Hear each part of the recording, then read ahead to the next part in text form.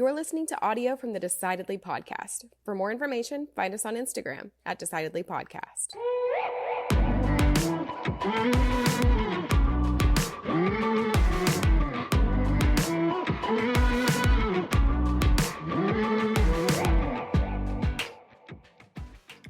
Do you ever wish that you were funny? You don't think I'm funny? Well, like, I'm just saying, do you wish that you were? I wish that I were more funny. Does it bother you that sometimes. people don't think you're funny? There's always, I always reflect on things I should have said in the time I go back. You ever do that? You think, oh, I should have said that. It would have been funny. Oh, I usually have the one-liner right at the tip of my tongue and I get it out. Do you all the time? Locked and loaded? Usually. I'm just giving you a hard time. Being funny. I have a few friends that are very funny. And when they're together, they're very, very, very funny. And it's kind of like when we're together, I think you're funny. You think I'm funny. They think they're it's freaking weird. Hilarious. You can get, I think I'm funnier with certain friends of mine. Yeah. Who are also funny. When you're being funny and people get your humor.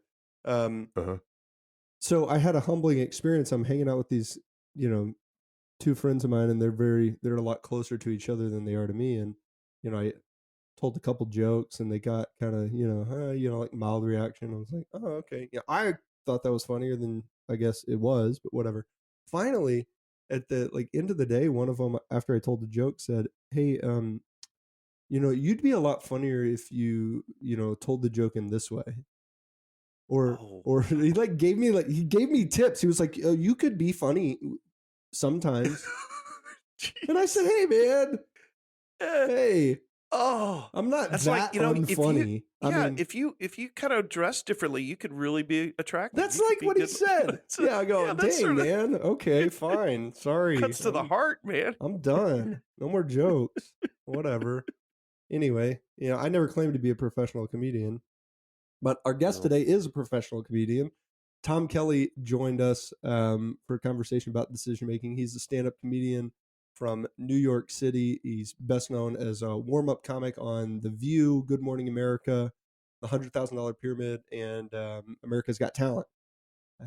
He is the host now of his own podcast, The Tomkellyshow, where he kind of dances the thin line between comedy and therapy, and it's interesting. So check it out. I hope you enjoy our conversation that we had with Tom. I know I learned a lot more than I expected from a comedian, so I'm sure you will too. I'm Sanger Smith with my dad, Sean Smith, and this is Decidedly. This is exciting. Good to see you, Tom. Hello, guys. I want to get something out of the way right away, and that is, no matter what joke you make, I promise to not slap you in the face. Well, that's why I'm doing all my work on Zoom from here on in. If we've learned anything from Will Smith and Chris Rock is maybe comedians were safer during the pandemic. Yeah, there's no relation, by the way, to us and Will. very, very distant. Actually, do you get that a lot being Smiths? Are you related to Joe Smith from New York? Like, do you get that? I mean, I get that as a Kelly. Oh yeah, sometimes it's often far more of a stretch than you would think is appropriate. Yeah, I mean, as a Kelly, it's just obscure enough. And the thing with Kelly is it's like being named John Smith in Ireland. So if you're Irish, you probably don't ask, do you know Bob Kelly, Joan Kelly, or whatever. But if you are not Irish descent and you know someone with the last name Kelly, you'll get it a lot. And like, I'm from a town where there's about 8 different last name Kellys, and none of us are related to one another. I get that a lot with the name Sean Smith. People think I'm saying John Smith, and they go, "Oh, bullshit." You're yeah. And are you related to the Smiths who own the Smith restaurant in New York, the prominent Smith? We could do this all day long. Tom, I'm so excited to talk to you because I had connected with you on I think through Instagram, and I really started following what you were doing. I was like, oh, I got to talk to Tom because you approach things. I think maybe you're a little younger than I am, but much you younger, were approaching things. I probably am younger, but to be clear, I look much older for those of you listening on the audio podcast. I just have a sense, but from your maturity and your button-down shirt, you're way ahead of me age-wise. But yeah, with that big toothy smile, I know either that or you've had a lot of work done. I need to have a lot of work done. I wish as he did. So and now here I am interrupting your compliment. Let's go. Well, yeah. So anyway, I was intrigued by your approach to your craft, right? And I said, I want to talk to Tom because I think it would be interesting, but I could probably draw a connection from comedy to decision making. And it's almost a challenge. Sager and I were talking about that. And so here's where we are screwed for the next 58 minutes of this podcast. Okay. I thought you were inviting me on the show to help me make decisions because I am a mess and have been listening to you guys a bit because decision making has paralyzed me. It's my career is in flux. Had you met me 2 years ago, almost to the day now, or 2 years, 1 month ago now, I was working at 2 different TV shows through Good Morning America. I got laid off 6 days before the pandemic. So you guys are looking at the least essential, non-essential worker in New York City. And the frustration. Should I come into the office? No. And you don't realize how non-essential you are until you realize all the idiots who you thought were non-essential, they're at work and you're not. It's like, wow, that guy's still in the corner office. I don't get that. Anyway, I don't even want. So basically I had worked 20 years on a stand-up comedy career. And I finally started getting fiscally ahead. I was, folks, for those of you listening and are longtime fans of the Decidedly podcast, I was on my way to getting a button-down shirt like Sean and a blazer like Sanger. And I was ready. I was on the way to making it. And the bomb got thrown at me. There have been interesting gifts with losing your 3/4 of your friggin' career. And there's been a lot of frustration. And it's funny that I'm now on your self-help decision-making podcast on a day that has been full of frustration. So one of the things I did during that was become more honest.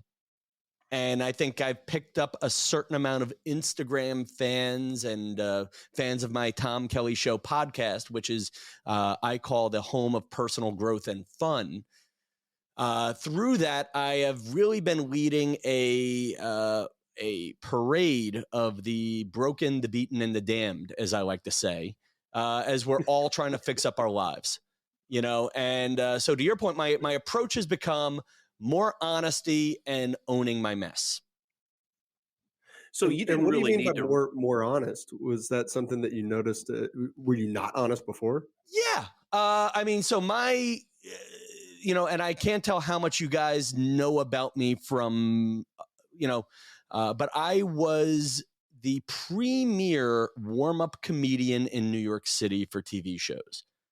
And, I was at The View for many years. I had to leave The View because of a scheduling conflict over at Good Morning America, which I thought and I made the decision based on money. So that people understand.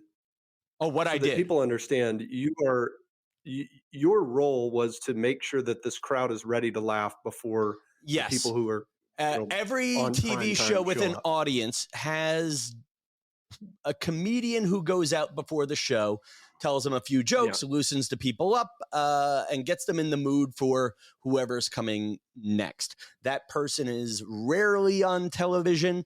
I was blessed at GMA and blessed at The View that they would throw me bones from time to time or give me little shout outs. But for the most part, the warm-up comedian is the guy who grinds the hot dog. You don't want to see him. You don't want to know how he does it. That said, I was good at it, and I am good at it, and maybe I'll be good at that or something else. And I was in that weird in-between stage of I called working in daytime TV the copper handcuffs in life. Like I always said, God, if I had more time, I could be more creative. If I could do this, and I wasn't getting rich, but I was making a living, which is a blessing for a comedian. Listen, I mean, if you're making 50 grand a year, you're doing well compared to most New York City based comedians. Like the night comics you see in New York City, if you see Amy Schumer performing at the Comedy Cellar the week after doing the Oscars on a Thursday night, Amy Schumer made $100 for that appearance. And I'm competing with her. That's New York City comedy. And it's a gift and a curse. It's a struggle at times. And what I found with answering your question, was I being honest before? When I had the copper handcuffs on, when you're working for people like George Stephanopoulos, Whoopi Goldberg, Robin Roberts, Michael Strahan, all these great people who make their money in happy things, and you're working in politically correct environments, you suddenly can't post jokes about, I want to even say being unhappy is kind of weird, I mean, I'm not even that naturally edgy a comedian. But yeah, so I think to your point, it was a lack of authenticity. I think there was a little bit of a lack of authenticity in my act beforehand, a little bit.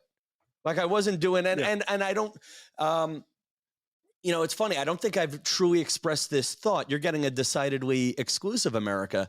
I haven't really explored that thought till right now, which is I did feel a certain amount of pressure of if you accidentally went too far, it could cost me money. Yeah. So I don't know if I was actually inauthentic, but I at least was afraid of being authentic. Okay.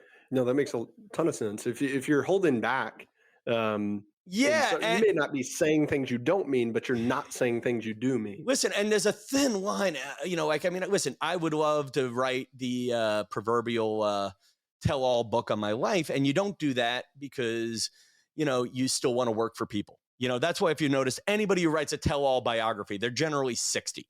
It's like, all right, I've been out of work for 10 years. Let me tell you all the secrets about the Brady Bunch now. Yeah. You can't hurt me now. You can't hurt me now because I'm dead, and I'm not that kind of guy anyway, ethically. But that said, there's also a thing about, do I really want to make, like if I were working at a TV show right now this week, I would even be afraid of telling too many Will Smith, Chris Rock jokes for fear of messing up a booking on whatever show I was working on that week. Right. You might want to be in Wild Wild West 2 or something, right? Yes, says a man who's read my Instagram stories. By the way, Hollywood phonies. Let me get that out of the way. But you talk about inauthenticity or inauthentic. Right. I have a love-hate relationship with the Hollywood elite. I want to be in the club and I'm not. So therefore, here's my honest opinion, which is everybody in that room is kissing everybody else's ass. And if I were a good ass kisser, I'd be in that room too. So since I'm not, what you saw with that Will Smith moment was, hey, we all got to stand up because that guy might get us work. And that's something Hollywood has done with people who have been violent with one another for years. How many people have appeared in Woody Allen movies? I just watched a Woody Allen documentary a minute ago. Mm-hmm. Listen, I'm a believer in innocent until proven guilty, and he was not charged. That said, Woody Allen did marry his stepdaughter. Let's put that on the side. Roman Polanski, who was convicted, got standing ovations up until a few years ago. And then Harvey Weinstein. We're all now like, Harvey's awful. Harvey's awful. A few years ago, we were all like, Harvey's a genius. So there's something to be said about when you talk about communication is if you can be inauthentic and really good at it, there's a career in that. Yeah. And there's no doubt what Will Smith, it wasn't sort of in doubt what he did. It was all there for everybody to see. What interesting to me is what happened afterwards, which was nothing. If I'd been there and run up on stage and listen, Chris Rock upside the head, and listen, I did carted me out in cuffs. Yeah, listen, I did a episode. I think it's 179 of the Tom Kelly Show. I did a 20-minute, completely honest breakdown on the Will Smith, Chris Rock situation, and I'm actually proud of that episode. And I challenge, if your listeners are still into talking about this controversy when this episode airs, I say go back to it. I'll give you a few things. One, I wasn't in the room. You know what? I didn't think Will Smith was that bad at first because it was all